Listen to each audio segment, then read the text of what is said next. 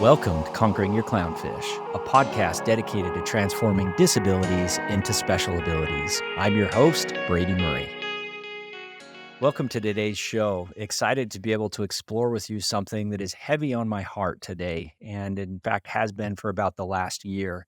It's an episode where I'm going to discuss a special ability. And as many of you know, I'm typically talking about my boys who have Down syndrome when referencing special abilities. But today I'm going to be referencing one of my boys who honestly, when he was born, I thought I was blessed with a typical child. And that's going to be my son, Ridge. Ridge is 14 years old, and I'd like to share with you his journey and our journey in raising our son who has 22q gene deletion. For those of you who are unfamiliar with what 22q is, it is a rare disease, if you may. It is a gene deletion, and it is something that that impacts a fair amount of individuals in society today.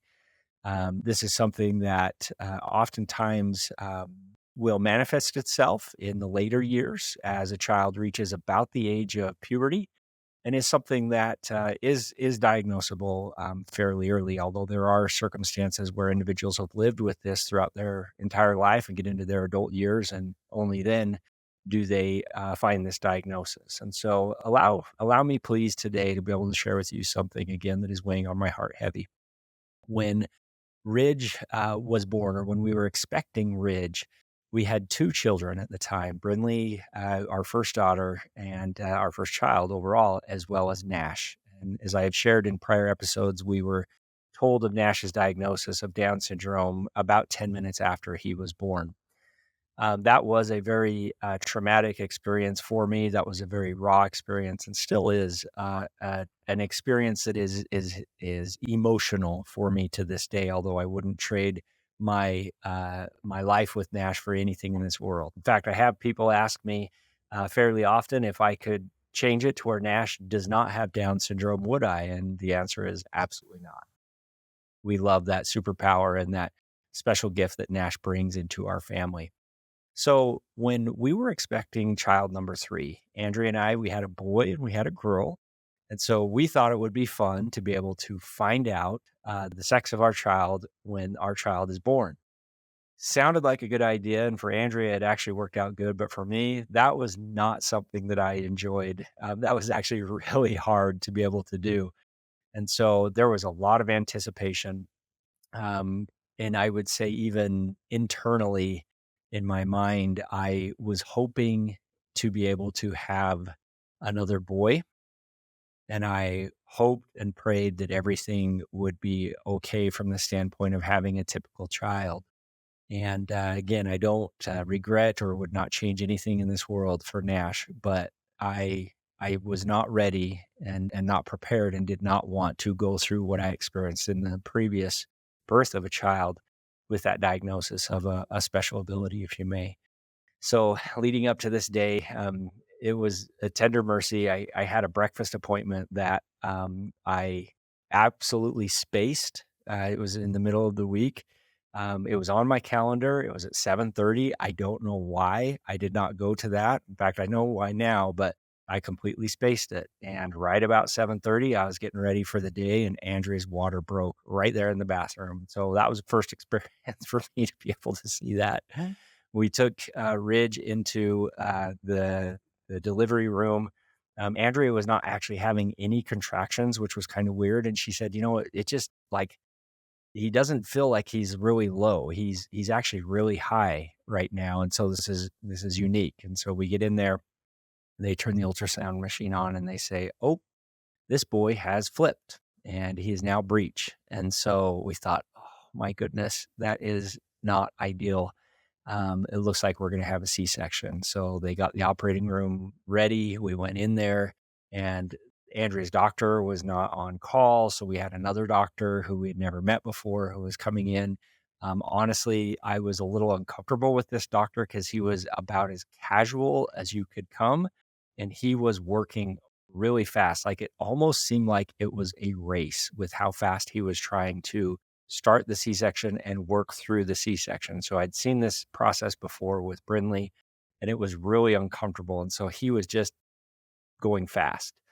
So because he was going so fast, it was only a matter of a short few, minutes, if it felt like, and in fact kind of was, before Ridge was there.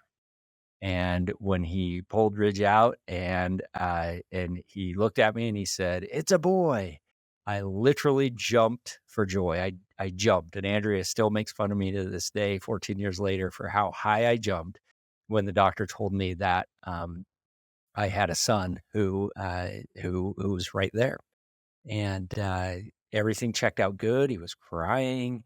Everything looked great. The doctors checked him out, and I mean, I'm on like hyper alert because of the experience that I had just 2 years later when Nash, or 2 years before when Nash was born, and the doctors were, you know, they realized that this child had Down syndrome. So I was like watching those doctors, watching the nurses, and just like really suspicious and on high alert on if anything was wrong and if everything was okay.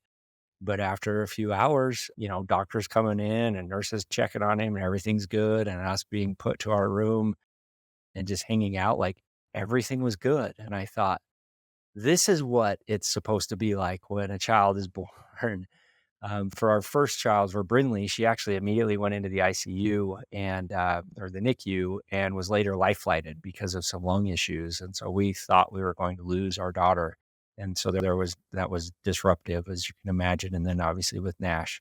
So this was amazing because we're just hanging out and holding our baby, and Andrea's recovering. And I thought, this is exactly how this is supposed to be. Weeks turned into months, months turned into a year, and everything went great with our son. I will say that there was just an intuition, and I always played that off to more of a paranoia of like something, it seems like there's an intuition that something might be up, but I did feel that during that first year, and I never really discussed that with Andrea, and she never discussed that with me, but I did feel like there was something unique there. It was in the second year that we actually started to recognize things that were it didn't seem like Ridge was developing as maybe he should. He wasn't talking or even making any noises. That was one thing, and it was just a little bit slower to develop as it relates to walking and talking and different things of that nature. And so we didn't really think much of it. And then came an incident where we did go on high alert. I was at some church meetings early one morning on Sunday. I came home from these church meetings and turned down the street and looked down the street towards my house as I was driving, and I saw an ambulance and fire truck right in front of my house. I slammed on the gas, like pushed on the gas, sped right to my house, got out, slammed the door, and there was an EMT walking out of my house. And so I immediately yelled, like, "What is going on?" And he kind of like blew it off, and I don't even know what he said, but yeah, I could tell he was casual, and I just blew by him, ran inside, and everything, like the EMTs were kind of wrapping up and everything was settled in. And so I'm like, what is going on? And Andrea said, Ridge this morning had a seizure and he stopped breathing. And so it freaked me out. I called 911, the EMT of the ambulance, fire trucks came. And by the time they got here, he was okay. The seizure had stopped. He started breathing again. They've checked him out. They've been here for a little while. Everything looks good. But that was the first time that Andrea and I said, okay, like, is there something up with our son? And I remember processing having to ask that question. I did not want to ask that question. Honestly, I didn't want to know at all. I was just not in the frame of mind after, the diagnosis with Nash.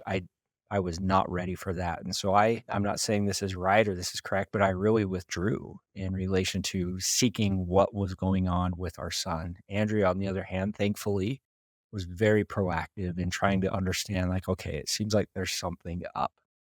About this time again, so he's about 2 at this time when that seizure came. He's just not making any noises, any sounds, just not talking at all.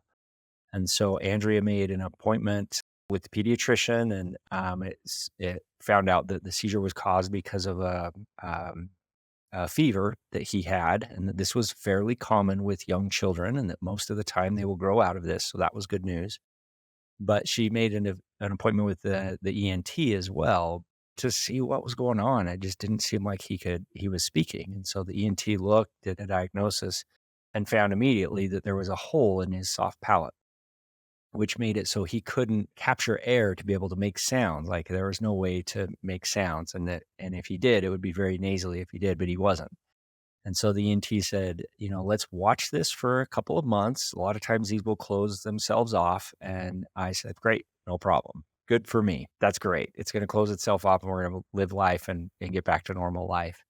Well, a couple months go by and nothing had changed. So we go back in and the ENT suggested that we do surgery. And that she said it's a fairly routine procedure. I can close that off. That's going to help him with his speech. But then she said that she suggests that we test for what's referred to as DeGeorge syndrome, or more commonly called 22q11 deletion syndrome, or gene deletion syndrome. And that's the first time I'd ever heard of what that was.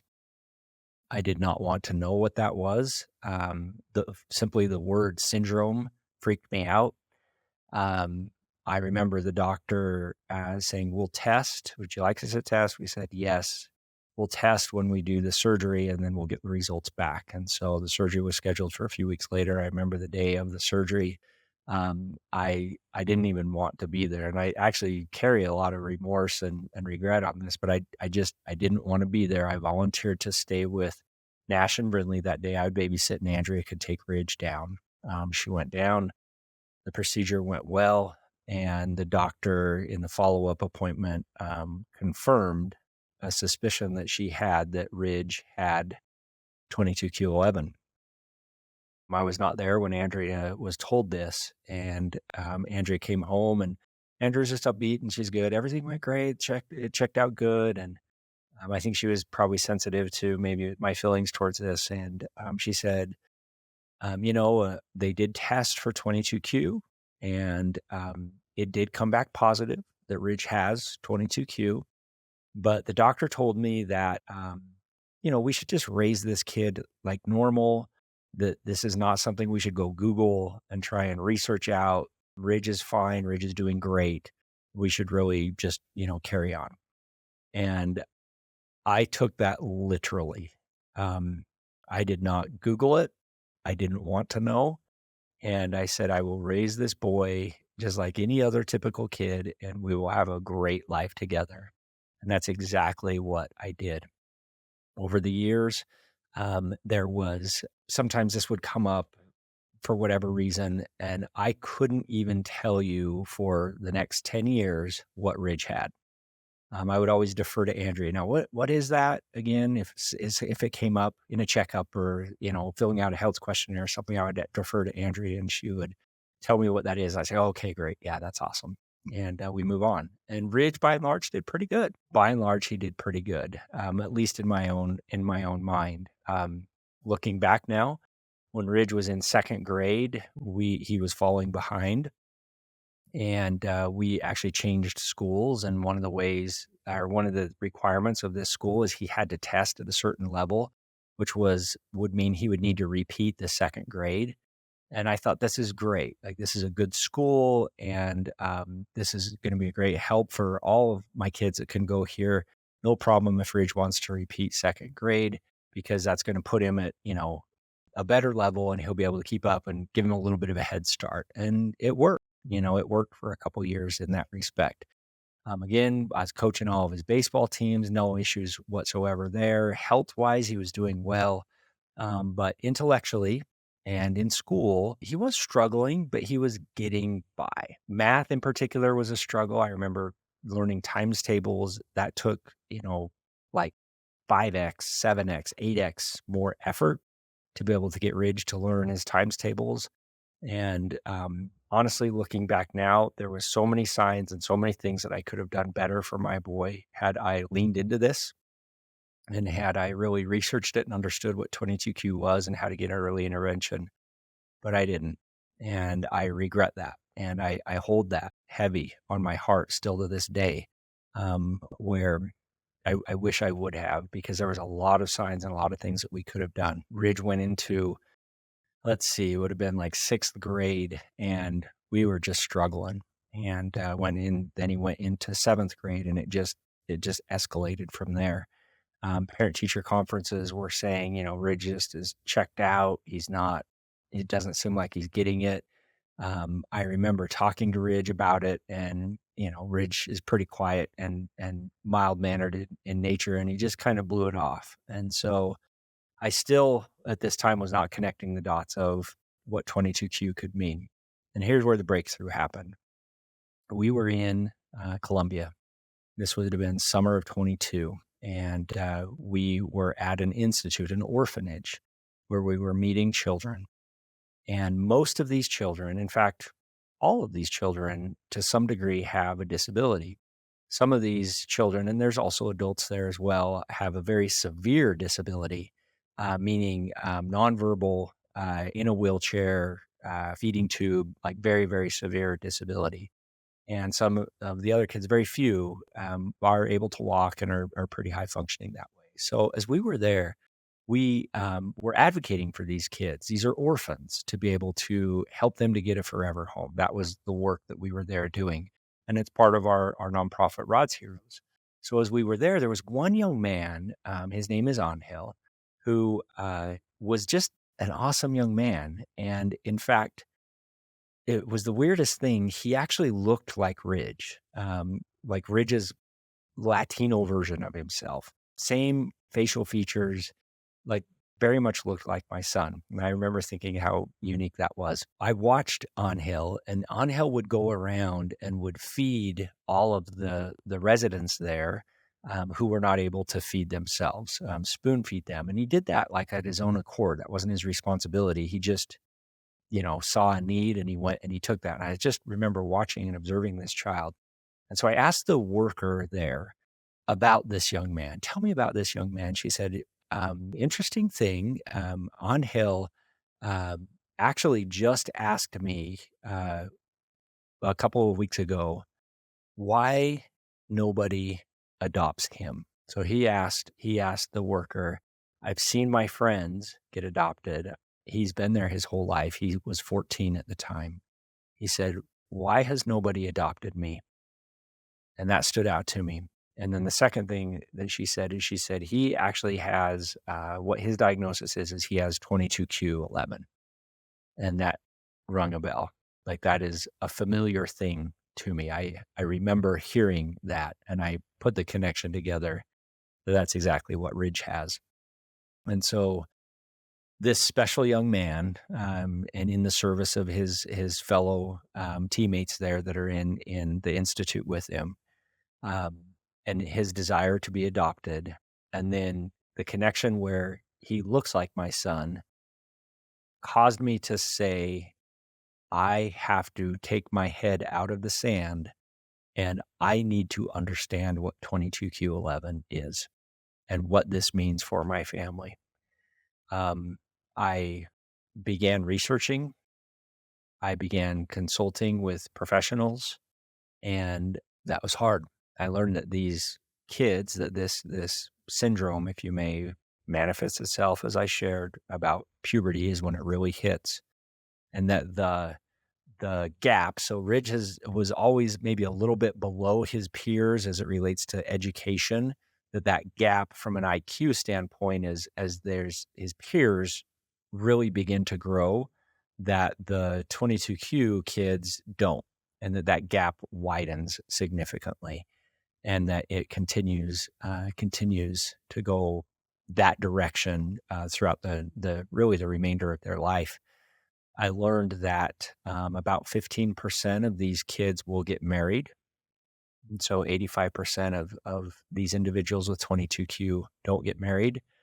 I learned that almost all of them are dependent on caretakers or parents, at least to some degree, from a financial standpoint. And one of the big reasons for that is that they really struggle with simple math. And I confirmed that. Like I knew Ridge was like that. And in fact, like even counting money and understanding the relationship of how much money is needed or how much money one has even is very difficult for these individuals. And when I read that, just my mind reflected back to Ridge. Ridge, I don't think has spent a dollar that he has ever received in his whole life.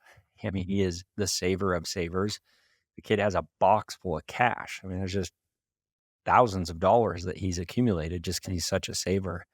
And Ridge could never figure out how much money he had. And he would always ask me, like, Dad, will you help me count my money? And I remember thinking, like, you know, for sure, but man, you could do this, bud. You can do this. And that was me with my head in the sand. I also learned through this research that essentially 1 in 4 children or adults, I should say, individuals that have this condition will be diagnosed with schizophrenia.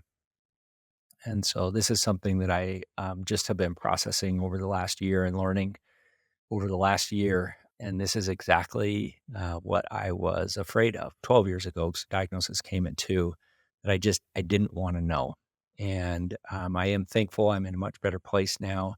I'm thankful that Andrea has been more proactive than I have, although I think she was even a little bit reserved with that. And we truly have taken that doctor's advice over the last number of years. And again, I'm not saying that this was right. I'm just simply being very honest in what the diagnosis was.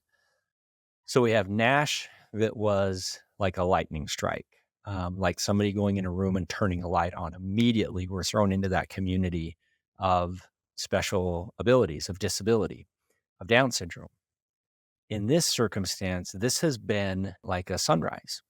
It has been getting a little bit brighter and a little bit more relevant on that skyline for the last 12 years of our son's life. And finally, we're at a place now where that sunrise has really peaked over the mountain, and those bright rays on what our new norm is shining bright right in our face right now. Just last week, we had the first IEP for Ridge. And again, I have just felt so guilty that I have not got Ridge all of the attention and the focus that I wish that I did during this time. The IEP went exceptionally well. We were able to transition Ridge from regular classroom and 3 of his classes, math, English, and history or social studies was the other one, into more of an adaptive classroom. And just in the last week, in fact, I spoke with Ridge about it again this morning on the way to school. He loves it, and it just is a fit for him. And all of the feedback from his teachers before we made this change was, Ridge seems checked out. Ridge has a hard time following along in class. Ridge doesn't seem to be paying attention. And honestly, it's not that he wasn't willing. It was just the curriculum was so far over his head. He's got so far underwater, if you may, that it was just simply to be able to exist. One thing that Ridge is really good at is he is good at flying under the radar, and he is really good at knowing what the right answers are to say in a situation when somebody's inquiring or asking, just to be able to get by and fly under that radar. And that's a strength, but that's also been a tremendous weakness, because he has by and large flown under the radar for a significant amount of time throughout his schooling and just life in general. So here we are. And honestly, this is a big part of the inspiration for Conquering Your Clownfish is with Nash and with Coop. Everybody sees that disability. You walk into a room and they immediately recognize this child has Down syndrome. With Ridge, unless you're in the 22Q community, you probably aren't going to recognize that Ridge has 22Q. What's unique about it, if you remember, I said Angel looks like Ridge. And as I started to research and look at other kids that have 22Q, the facial features are very distinct, actually, and are very noticeable if you know what you're looking for. And so you line 10 kids up that have 22Q, there's going to be a lot of similar facial features that are going to be existent there with a little bit more sunken eyes and a little bit more pronounced ears, a little bit more elongated face. And it's just so clear and so obvious now that, again, just that weight that I wish I would have known this 12 years ago. But moving forward with Ridge, his unique ability, his special ability, his disability is by and large unseen within society. Society would expect Ridge to function and act and be at the level of exactly what his peers are. Teachers would expect that. Peers would expect that. Parents would expect that. And I know that that is not correct. I know that we need to meet Ridge where he is. And just over this last year, and in particular over these last, few weeks, as we've really worked through the IEP, it's almost like this weight of my son needing to be at a certain level or learn a certain math problem at a certain speed has been alleviated. And it's very empowering. And as I've processed this, I know my son has a divine purpose. I know Ridge has a work to do. I know that some experiences in life we choose. And I also know that other experiences choose us. In this circumstance, I know this experience for Ridge to have the diagnosis of 22q is an experience that life has chosen for him and that has entrusted with him for a very specific reason. And it is my focus and my hope and Andre's hope that we can be wonderful instruments in being able to help our son, Ridge, be able to sing the song that he's meant to sing, to be able to rise up and become what he is supposed to become. Not what the world would expect or what the world would deem is expected for a young man who's 14 and growing, but ultimately what he is supposed to do and how we can be instruments to be able to help him to be able to realize that. So excited to share this journey with you and see how things go. It's a little bit daunting, a little bit scary, but it is a journey I am very thankful for and extremely thankful that Ridge was entrusted into my family and that we get to go down this path of more of a sunrise versus the lightning strike that we got with Nash's diagnosis. So thanks for tuning in. I'm excited to be able to share more with you. We have some exciting guests scheduled for the coming weeks, and so that will be something that we can all definitely look forward to. But thanks for tuning in. As always, we love feedback. We love your willingness to be able to share our podcast and be able to give us a great rating. That will help us to be able to get this message out to more people and help turn disabilities into special abilities. Have a great day. Thanks for listening to this episode of Conquering Your Clownfish. If you liked what we discussed on the podcast today and want to continue the conversation, please visit us at conqueringyourclownfish.com. And please don't forget to subscribe.